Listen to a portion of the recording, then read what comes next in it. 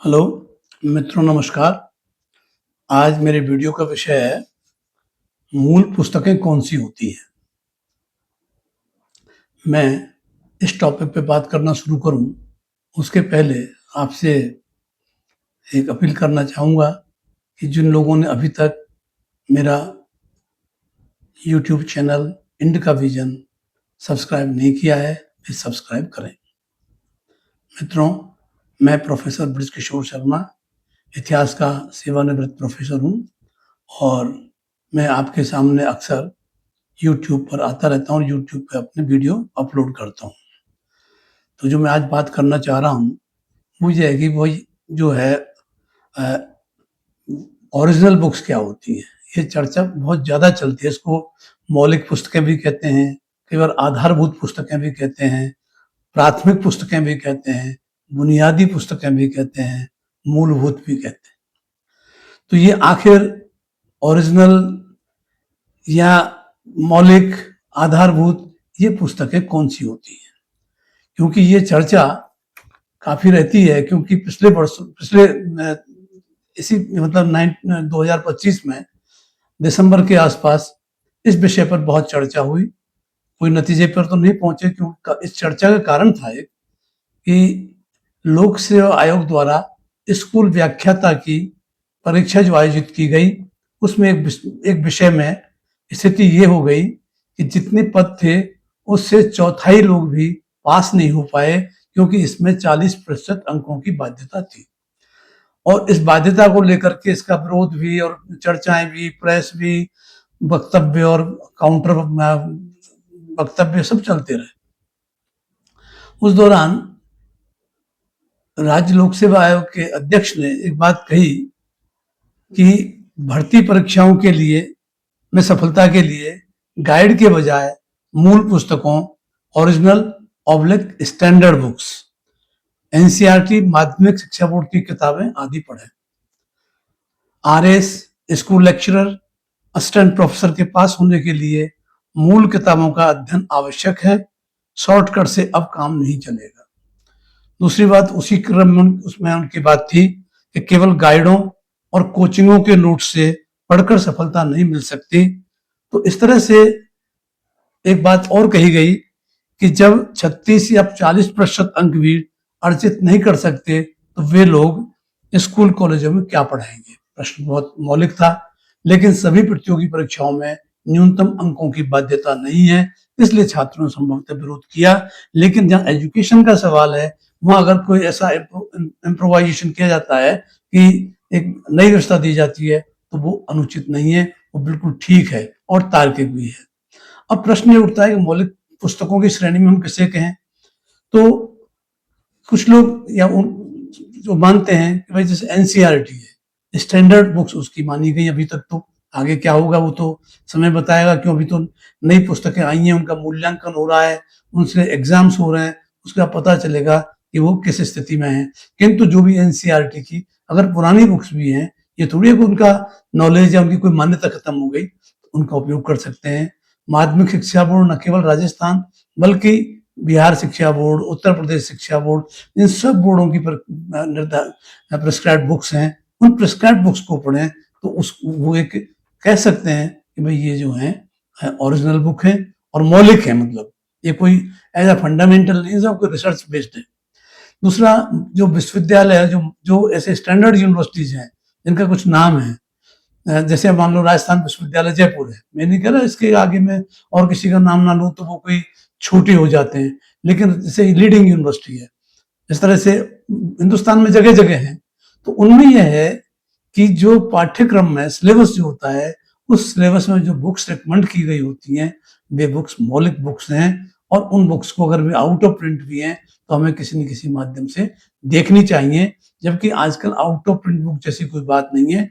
यदि कोई लोकप्रिय बुक रही है तो उसका पीडीएफ आपको ऑनलाइन मिल जाएगा और निःशुल्क मिल जाएगा, किसी आर्काइव की साइट पर मिल जाएगा, उसको आप पढ़िए।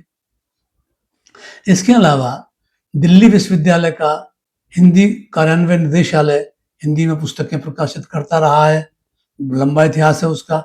उसकी पुस्तकें जो हैं उनको मौलिक की श्रेणी में रख सकते हैं। इसी प्रकार से जैसे खुला विश्वविद्यालय हैं जितने भी, उन खुला विश्वविद्यालयों की जो पाठ्य सामग्री है उसे भी हम जो है मौलिक और स्तरीय सामग्री में काउंट कर सकते हैं। तो ऐसे जैसे राजस्थान हिंदी ग्रंथ अकादमी है, ऐसे मध्य प्रदेश हिंदी ग्रंथ अकादमी है, उत्तर प्रदेश में भी हिंदी संस्थान है, हरियाणा में हिंदी ग्रंथ अकादमी है। तो इन हिंदी ग्रंथ अकादमियों में जो पुस्तकें छपती हैं 99% वे मौलिक और स्टैंडर्ड होती हैं। अभी 2% का कुछ मिलावट और वो तो संभावना रहती ही है। मूल पुस्तक अगर असल में मेरी नजर में कोई पूछे तो वो शोध कार्यों पर आधारित होती है, और जो शोध होते हैं वे शोधकर्ता अपने शोध को के जो परिणाम हैं या कंक्लूजन्स हैं या जो जो उनके निष्कर्ष हैं उनको पुस्तकों के रूप में प्रकाशित करते हैं। लेकिन इसमें सबसे बड़ी दिक्कत क्या होती है, शोध की पुस्तकें बहुत अच्छी होती हैं किंतु वो हर आदमी के बस की नहीं है, क्योंकि उनको तो एक ऐसा मटेरियल चाहिए जिसमें उनका जिस परीक्षा को दे रहे हैं उस परीक्षा के पाठ्यक्रम को पूरा कर लें। उस पाठ्यक्रम को पूरा करने के लिए तो उसकी वजह से बाजार में गाइड और ये दूसरे जो हैं चीजें चलती हैं। और ऐसा नहीं है कि कोचिंग और गाइडों का कोई महत्व नहीं है, अगर उनका महत्व नहीं होता तो अस्तित्व में कैसे आते, बिल्कुल महत्व है, लेकिन अब वो प्राथमिक बन गए हैं और जो मूल ज्ञान है, मूल पुस्तकें, वो सेकेंडरी हो गया है। तो जो है एकदम परिदृश्य उल्टा हो गया है। अब इस उल्टे परिदृश्य में कैसे मूल पुस्तकों को छांटें और बाजार में जिस ढंग से लार्ज स्केल पर, जिसको कहते हैं मासिव स्केल पर जो मटेरियल आया है, सब स्टैंडर्ड मटेरियल भी, उसमें सभी तरह का मटेरियल है। ऐसा नहीं सभी कोई खराब है, सभी कोई अच्छे हैं, लेकिन बहुत ज्यादा हो गया है। उससे देखा जाए तो जो जो प्रत्याशी है उसको सिलेक्ट करने में दिक्कत आती है कि वो क्या सिलेक्ट करे। जो शोध आधारित पुस्तकें, पहली बात तो वो सिंगल थीम पर होती हैं, वो 10-5 टॉपिक भी नहीं कवर करती हैं, वो एक ही थीम पे होंगी। इसके अलावा जो शोध कार्यों में जिन विद्वानों की कोई क्रेडिबिलिटी है, जिनकी क्रेडिट कायम हो चुकी है, उन्होंने यदि पुस्तकें लिखी हैं, पाठ्य पुस्तकें लिखी हैं, तो निश्चित तौर पर उन्हें हम मूल पुस्तकों की श्रेणी में मानेंगे, क्योंकि उसका जो सामग्री इकट्ठे करने का तरीका, प्रेजेंटेशन का तरीका और शुद्ध तथ्यों को सामने लाने का तरीका है, वो निश्चित रूप से भिन्न होगा। लेकिन ऐसे लेखक कम लिखते हैं किताब, जैसे लेकिन जैसे आप देखें, दो मैं आपको शोध कार्यों के नाम बताऊंगा इतिहास में। एक किताब जो 1962 की पीएचडी थीसिस थी बॉम्बे विश्वविद्यालय की ए आर देसाई की, किताब का टाइटल था social background of Indian nationalism, जिसकी हिंदी में भी तर्जुमा हुआ भारतीय राष्ट्रवाद की सामाजिक पृष्ठभूमि। ऐसे एक विपिन चंद्रा की किताब थी rise and growth of economic nationalism in India, Bharat में आर्थिक राष्ट्रवाद का उद्भव और विकास, वो आज तक वो किताब चली। या सुमित सरकार की किताब स्वदेशी मूवमेंट, वो एक टॉपिक पे है, वो भी चली। उन्हीं जो है सुमित सरकार ने मॉडर्न इंडिया करके एक किताब लिखी, मॉडर्न इंडिया, जो 1885 से 1947 तक थी। वो टेक्स्ट बुक भी आर्किवल रिकॉर्ड पर बेस्ड थी, आर्किवल रिकॉर्ड्स के उन्होंने रेफरेंसेस दिए थे। तो ऐसी किताबें और बहुत किताब है, ऐसा नहीं मैं एक दो बता रहा हूँ, लेकिन मौलिक पुस्तकों की कोई कमी नहीं है, किंतु हमारी पहुंच, हमारी क्या, जो ये पाठ ये जो लिख रहे हैं गाइड बुक है या ये प्रतियोगी परीक्षाओं के लिए सामग्री तैयार कर रहे हैं, उनकी पहुंच भी नहीं है, वो पहुंचना भी नहीं चाहते हैं, वो ऊपर ही ऊपर अपना निपटा देना चाहते हैं। इसके अलावा जिन लोगों को कॉलेज या विश्वविद्यालयों में अध्यापन का अनुभव है, वरिष्ठ शिक्षक हैं, और अगर उन्होंने पाठ्य पुस्तक लिखी है तो वे भी उच्च कोटि की पुस्तकें होती हैं, क्योंकि जो वरिष्ठ अध्यापक 15-20 साल की सर्विस के बाद जब पुस्तक लिखता है तो वो जो अपने छात्रों के साथ इंटरेक्ट करके जो उनको विषय में कमी नजर आती है उसकी पूर्ति करने के लिए वो इतना प्रयास करता है, जो किताब लिखता है। तो उसे जो वरिष्ठ अध्यापकों के द्वारा लिखी पुस्तकें उनको हमें पढ़ना चाहिए। अभी एक प्रश्न ये उठ रहा था कि कॉलेज में पढ़ाता ही कौन है, तो प्रश्न ये उठेगा फिर असिस्टेंट प्रोफेसर या स्कूल व्याख्याता भर्ती करने की जरूरत ही क्या है, फिर तो जरूरत ही मत करो जो कोई नहीं पढ़ता है। तो ये हुआ क्या है, असलियत ये है कि आज जो लोग असिस्टेंट प्रोफेसर का के लिए पहले तो यूजीसी की पात्रता परीक्षा पास कर ली है, उसकी पात्रता परीक्षा पास करने के बाद उन्होंने जो भी लोक सेवा आयोग जिनके जहां जहां हैं उनकी परीक्षा भी पास कर ली, और जब वो साक्षात्कार के उसमें भी शॉर्ट लिस्टिंग हो गई, साक्षात्कार देने जब जाते हैं तो उन कैंडिडेट से पूछा जाए कि भाई आपने कौन से पेपर पढ़े एमए में, वो पेपरों के नाम नहीं बता पाते हैं। इससे शर्मनाक स्थिति क्या हो सकती है। उनको नॉमेनक्लेचर नहीं पता कि वो कौन कौन सा पेपर उन्होंने पढ़ा। मैं 1976 में एमए किया, आज भी मैं आपको पूरे पेपरों के नाम बता सकता हूँ। ये थोड़ी मैं अभी रोजाना याद करता हूँ, लेकिन हम जानते, देखो उनको नहीं पता, कोई बात नहीं। हमने कहा चलो कोई बात नहीं, ये बता दो जो आपने मॉडर्न इंडिया या मिडिवल इंडिया, एंशिएंट इंडिया, वो कहते हैं इसमें हमारा स्पेशलाइजेशन है, तो ये बताइए इसमें कोई स्टैंडर्ड बुक का नाम बताइए, वो नहीं बताएंगे। अंत में उनसे कहो कि भैया पासबुक से पढ़े हो क्या। कुछ तो ऐसे ईमानदार होते हैं, कन्फेस कर देते हैं यस सर, और कुछ ऐसे होते हैं पढ़ी तो थी साहब वो किताब याद नहीं आ रही है। फैक्ट ये है कि वो किताब तक पहुंचे ही नहीं। अब वो अगर जब असिस्टेंट प्रोफेसर बनेंगे, मतलब वर्स्ट में से बेस्ट छांटने की स्थिति है इस समय। एक सबसे रद्दी लोग हैं, उनमें से कैसे काम चलाऊ लोग छांटो। तो आप देखिए स्थिति क्यों आई। इसलिए आई कि बीए और एमए, यूजी पीजी दोनों लेवल पर मेजोरिटी जो है स्टूडेंट्स की, वो किताबें पढ़ती नहीं है, वो पासबुक पढ़ती है।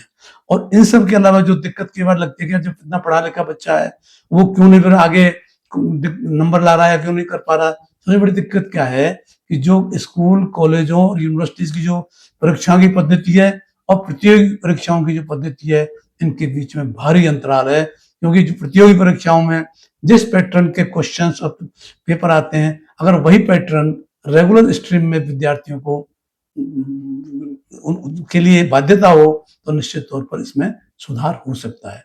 तीसरी बात क्या हुई है, स्वयं पाठी। स्वयं पाठी से ज्यादा कोई मेरी दृष्टि में कोई खराब काम नहीं। तो स्वयं पाठी क्या होता है, हर आदमी तो कोई एकलव्य है नहीं जो मूर्ति बना करके अपने गुरु की, द्रोणाचार्य की, और वो धनुर्धर हो जाएगा।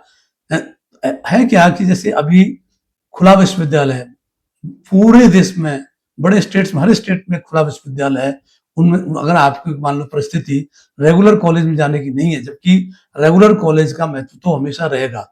उसको तो आप ना डिस्टेंस मोड से पलट सकते हैं, ना कोई और तरीके से पलट सकते हैं। लेकिन जो लोग नहीं जा सकते, वो क्यों नहीं अपना ग्रेजुएशन या पोस्ट ग्रेजुएशन खुला विश्वविद्यालयों से करें, जो गुणवत्तापूर्ण सामग्री भी देते हैं। सामग्री नहीं बल्कि रोज वीकेंड पर काउंसलिंग क्लासेज होती हैं, और काउंसलिंग क्लासेज के अलावा अगर रिक्वायरमेंट होती है तो एक्सटेंसिव जो है काउंसलिंग सेशन भी होते हैं। तो वहां पर एक आगे नहीं होता है। फिर क्या होता है, हर विद्यार्थी को हर कोर्स में असाइनमेंट सॉल्व करने पड़ते हैं। वे असाइनमेंट घर पे बैठ के ही, घर की पुस्तकों में से ही नकल के करके करने होते हैं, फिर उसके माध्यम से उनकी पढ़ाई हो जाती है और उनको कुछ नॉलेज भी होती है। बाकी तो क्या है, आप जो गाइड लिख दिए गए, रट लो गाइड को, और गाइड में से आ गए प्रश्न, लगाते जाओ निशान। और उस गाइड में नहीं करा, गाइड में खूब अच्छी सामग्री भी है, लेकिन वो डिपेंडेबल नहीं है। उसकी गुणवत्ता का, उसका कैसे आप तय करें। अभी तो मैंने यहाँ तक देखा, अभी एक आदमी कह रहा था कि साहब वो माउंट आबू में एक गुफा में महाभारत काल की मैन्युस्क्रिप्ट मिल गई है। अब अगर इस तथ्य को इतिहास में नहीं, जबकि आपने महाभारत काल की कितनी मैन्युस्क्रिप्ट अब तक मिली है, कोई बता सकता है क्या। कोई मैन्युस्क्रिप्ट अभी तक तो नहीं मिली है उस काल की।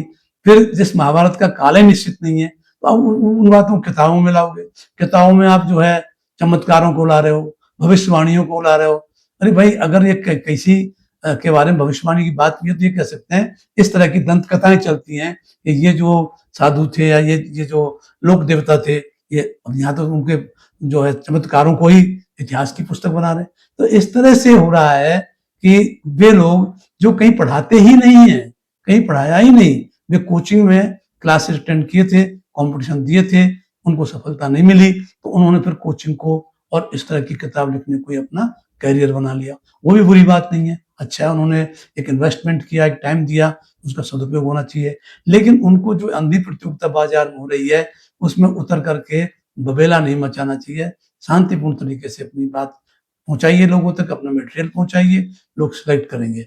आप झूठी तारीफें करवाते हैं इधर से उधर से, और खुद तारीफ करते हैं, और उसके बाद जो उन किताबों को बेचते हैं। और जो इनोसेंट विद्यार्थी है, उसको नहीं पता कि बारात कहाँ आई है, उसको बारात दी है, उसको जो परोस दिया जाएगा उसे वो खाने लगेगा।